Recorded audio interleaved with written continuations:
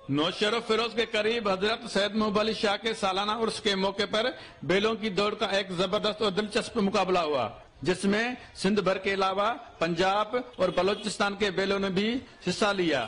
शायकीन की बड़ी तादाद ये मुकाबला देखने के लिए मौजूद थी, जो बैलों की इस अनोखी दौड़ से लुत्फ अंदोज होते रहे और तेज भागने वाले बैलों को खूब दाद भी देते रहे।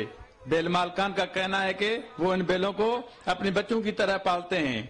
पहले तो बहुत सस्ते बैल मिलते थे, अभी कम से कम 3-3, 4-4 लाख एक बैल मिलती है।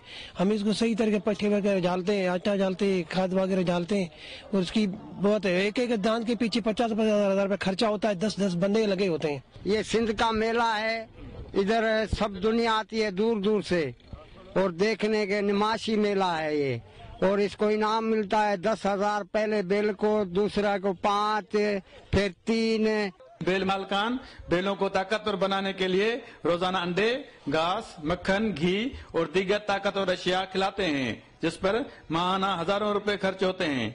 हम इनको घी खिलाते हैं, गंदम खिलाते हैं, जो घास है और जो भी ताकतवर चीज है वो खिलाते हैं। हमारे ये ऐसे हैं जैसे बच्चे होते हैं, ये हमारा शौक है। हम बच्चों की तरह इनको पालते हैं।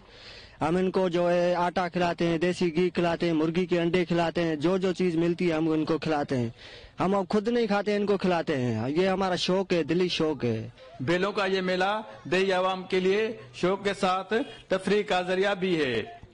बैल मालकान का कहना है कि देही आवाम को तफरीह और सिंध की कदीम सकाफत उजागर करने के लिए सरकारी सरपरस्ती की जरूरत है। जदीद सहूलियात फराम की जाए तो इस खूबसूरत खेल को दुनिया भर में उसे पहचान बनाया जा सकता है।